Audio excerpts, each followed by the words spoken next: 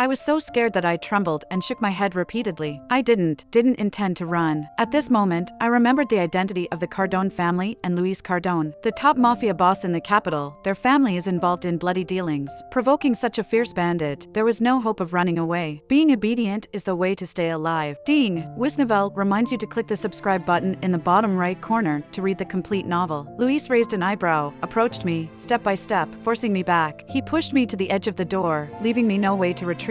His gaze swept over my legs revealed under the shirt, his expression darkened, and he suddenly lifted me up. My bare feet stepped on his shoes. There are many guards at the door. Are you planning to go out dressed like this? I see you're not trying to run, but to die. In fact, it was impossible to stand steadily like this. I could only cling to Luis's neck, lean weakly against the door, and negotiate with him in a low voice. My parents are scientists who stay in a signal-less remote mountain area. They have a high social status, but not much money. When they find out about me and come to pay the ransom, it might take a long time. Luis was slightly stunned, then smiled. If you stay with me, you won't lack money. Upon hearing this, I paused. If there was no ransom, did that mean I had to stay with him all the time? This is my first time being with someone. I don't know the process. Do I need to stay here all the time? Or, my lips were suddenly kissed, and Luis gently pecked at my lips, his thin lips curved with a smile. How about fall in love? I was stunned, blinked blankly. What? My body suddenly lifted into the air, and Luis carried me horizontally, pressing me onto the bed, leaning close to my lips, and smiled softly. Let's follow the process of falling in love. Grant finally turned on his phone 3 days later. 3 days of confusion and revelry. The entire villa looked like a hurricane had passed through, with only a mess of cups and remnants of decadence left. Even the phone had to be dug out from the sofa cushions. Grant pressed the power button, leaned back on the sofa, sneered, and waited for the message notifications to finish dinging. So many messages, they must all be from Miley. Every little thing, she had to send it to him every day. So annoying. This time, his phone would probably be flooded with messages. The notification sound finally stopped, and Grant reached out to touch the screen of his phone. But just then, a call came in, and he answered it. Looking at the caller ID, it was his mother. It was probably that she was asked by Miley to make peace again. Grant frowned, about to speak, but his mother's anxious voice came through first. Grant, can you reach Miley? Why hasn't she replied to my messages for 3 days? Is something wrong? His drunkenness instantly sobered up by 70%. Grant sat up abruptly from the sofa, his brows furrowing even tighter. Couldn't reach her? Suddenly, the call about kidnapping 3 days ago flashed through his mind. Had Miley not had enough fun yet? Grant pursed his lips, his face serious, and pressed the dial button. He couldn't quite describe the feeling in his heart. There was panic, but more so, there was a feeling of annoyed anger. Miley had gone too far this time. Hello? The call connected quickly, but the voice that sounded was a deep and hoarse voice of a strange man. Grant's expression suddenly froze. His heart plummeted straight down. It was 3 o'clock in the morning. Miley's phone was answered by a man. These two pieces of information eventually combined into the fact that she had been kidnapped. Panic swept over him in an instant. Grant clenched his fists suddenly, his voice tense. Where is Miley Adarsh? Let her answer the phone. You didn't harm her, did you? Give me the address. I will go to ransom her right now. There was a pause on the other end of the phone, and it seemed like a chuckle. But not much was said, only a gentle and hoarse voice softly spoke. Let it go for today. She's exhausted. Even if you bring out the god to help, she may not have the strength to go with you. Grant stood up abruptly, his eyes filled with clear rage. Almost in the next second, he roared in anger, kicked over the coffee table in front of him, his eyes bloodshot. Did you touch her?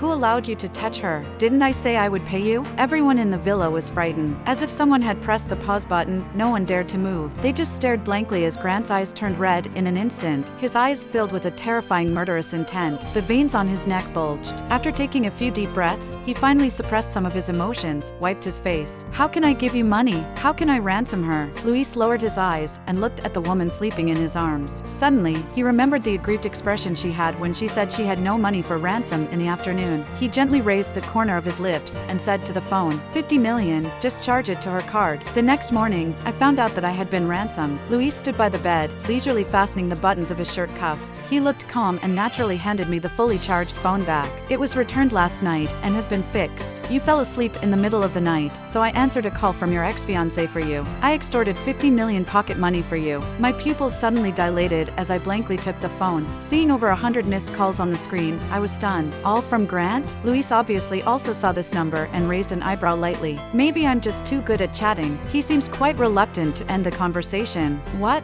This was called not wanting the conversation to end? Luis bent down to pick up his suit jacket and draped it over his arm. The shirt and trousers outlined his broad shoulders and narrow waist, making my face involuntarily heat up. Images of the indulgence and intimacy of these past few days floated through my mind. Seeing my reaction, Luis smiled, bent down, and planted a gentle kiss on my forehead. Be good, don't tempt me. Otherwise, you won't be able to leave in a while. My face instantly turned red. Luis gently ruffled my hair, raised an eyebrow casually. You can go back and remember to say hello to your ex-fiancé for me. Well, he was indeed a big shot, so charismatic. But then, he added in a faintly threatening tone, if you dare to rekindle your old flame with him, I'll scatter your ashes together. Although those two kidnappers have been dealt with, but they are ultimately Luis's men. If things get complicated, it will be troublesome. So, he wasn't convenient to give me a ride. I took a taxi back by myself. Instead of going home, I first came to visit Grant's mother. My parents' job nature is there, rarely seeing people. So, I basically grew up with Grant, taken care of by Aunt Musso. Miley, everything is fine now. You're home. Aunt Musso held my hand with red eyes, full of guilt on her face. Grant sat on the sofa opposite, unusually silent, but he had been staring at me since I entered the door. In his ink-black eyes filled with bloodshot veins, there was a disturbing darkness. Aunt Musso called him twice without response, so she stopped and apologized to me with tears. Miley, I am so sorry for you. It's all my fault for not considering it properly. Just thought of forcing that brat Grant to marry you quickly. I didn't expect it would lead to you being targeted by kidnappers. Thank goodness they only wanted money. If they had done something to you, how could I face your parents? The sofa suddenly made a loud noise. Grant, who had been silent until now, seemed to be provoked by some word. He stood up from the sofa abruptly, grabbed me, and headed upstairs. His hands were cold like ice cubes. I struggled hard, but couldn't break free. Grant, let go of me. But Grant seemed deaf to all the screams, dragging me all the way upstairs and forcefully pushing me into a certain guest room's bathroom. He locked the door from the outside, his voice extremely cold, but his fingers were trembling slightly. You take a shower. Grant Musso, are you out of your mind? I was really puzzled, trying to shake him off and leave. I'm already clean. Why take a shower? However, Grant pulled me back, locking me tightly with eyes that seemed to be seeking revenge as if to kill. Who is he? I couldn't help but pause. Who?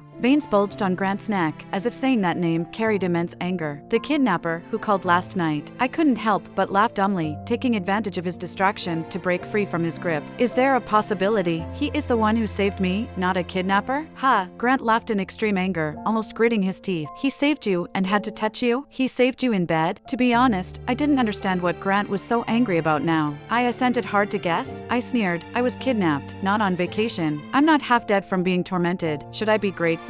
Thank goodness the boss of the kidnappers was Luis. Thank goodness he came that day. Thank goodness he wanted me. After saying this, Grant was stunned for a few seconds. Then he realized the meaning behind my words. His expression suddenly shattered. Anger crumbled, turning into confusion in his eyes. I didn't expect it to be true. I just thought you were acting. I thought they were hired to force me into marriage by you. If I had known, I sneered lightly, interrupting him, recalling the situation that day, feeling a dead calm in my heart. Don't you know? Didn't you say to use 50 million as a thank you fee to let them help you train me? A kidnapping that could have been solved just by paying money. Because of your words, it turned into a lesson for me. If I hadn't been rescued, I would probably have been raped by now, filmed countless humiliating videos, right? Grant, congratulations, I have really learned my lesson. I will never pester you again in the future. Grant's expression froze. In his eyes, a color akin to the extinguished ashes of a raging fire appeared. His cheekbones slightly bulged, as if he was gritting his teeth. After a moment of silence, he finally seemed to convince himself, and with difficulty, he opened his mouth. Forget it, Miley. Forget about this kidnapping. Forget about that man. Forget that you two had a relationship. The words abruptly stopped. Grant's lips trembled, but he didn't say the second half. He took a deep breath, turned his face away, and his tone softened. Just pretend that nothing happened. If you want to marry me, you can. I can fulfill everything for you except love and loyalty. For a moment, I even doubted if I was hearing things. Did Grant just speak human words? Did he forget that he was the one who pursued me first? He confessed his feelings and proposed to me when he was 16, not 6. As we grew up, he casually overturned his promises. He never thought about how I, who was already entangled and in love with him, could retract the heart I had given, like a stray dog that was adopted and then abandoned, confused, aggrieved, and howling in sorrow. But it was difficult to return to the stray life. In the end, succumbing to the desire born out of love, it turned around and followed after the master. It wagged its tail, begging for the warmth it once had. Actually, sometimes this dog would also think it would have been better not to to adopt me in the first place, not to provoke me. Let's just forget it. Anger, grievance, and other emotions intertwined. In the end, there was only a sense of helplessness that I brought upon myself. I lowered my eyes, smiled calmly. You don't need to force yourself. I have let you go. I won't like you anymore, bother you anymore. So, you don't need to make such a big sacrifice. I sincerely meant what I said, but Grant seemed even more dissatisfied with my compliance. A hint of inexplicable panic flashed between his eyebrows. His tone quickly turned mocking and irritable. You talk nicely. Not bother me? Do you believe that yourself? Can you do it? If you can't, then don't force it. I never said you have to disappear from my world. I just can't give you love. It's not like. My gaze landed firmly on my ring finger. There used to be a ring there, but I took it off just 3 days ago, leaving barely a trace, like the past that I held onto with hope, unwilling to let go. Saying let go was just a momentary decision. Grant Musso, I can do it. His eyes narrowed suddenly. After staring at me deeply for a few seconds, as if certain that I would back down, he smirked. You better be able to. I must. Suddenly, Luis's face popped into my mind, and I chuckled. Or else, I'll be turned into ashes by someone. After that day, I kept my promise and distanced myself as much as possible from Grant. I no longer sent him interesting things at all times. I also stopped caring whether he was ambiguous or intimate with anyone, and I no longer appeared in front of him for no reason. I even stopped attending gatherings with mutual friends when he was there. During this period, Aunt Musso also noticed my distance and messaged me a few times, but after a few attempts, she understood my attitude and sighed leisurely. We are not destined to be a family after all. Over a month later, on Christmas Day, Matteo came to my pottery workshop. He raised his eyebrows and smiled as he watched me calmly instructing students in pottery making. Miley, are you serious this time? Have you really stopped paying attention to that reckless man? I clicked my tongue and gave him a glance. On such a big holiday, instead of being at home with your wife, why are you here bothering me? Aren't you afraid that your hard-won wife will run away again? Matteo's smile immediately disappeared. He casually made a small clay ball and gently threw it towards my apron. I'm here to care for my friend. Why does my friend always say things that hurt me? After saying that, he clapped his hands indifferently, got up from the chair, and placed a handwritten invitation on the table. On the pale pink paper, there was delicate cursive handwriting of a flower pin, clearly written by his wife, who practiced calligraphy. It's my 3rd wedding anniversary with my wife. Anyway, Grant will definitely come. You can come if you want, but it's okay if you don't. After speaking, Matteo picked up the bouquet of roses beside him, raised his chin towards me, indicating he was leaving. But as he reached the door, he paused, turned around, and looked at me.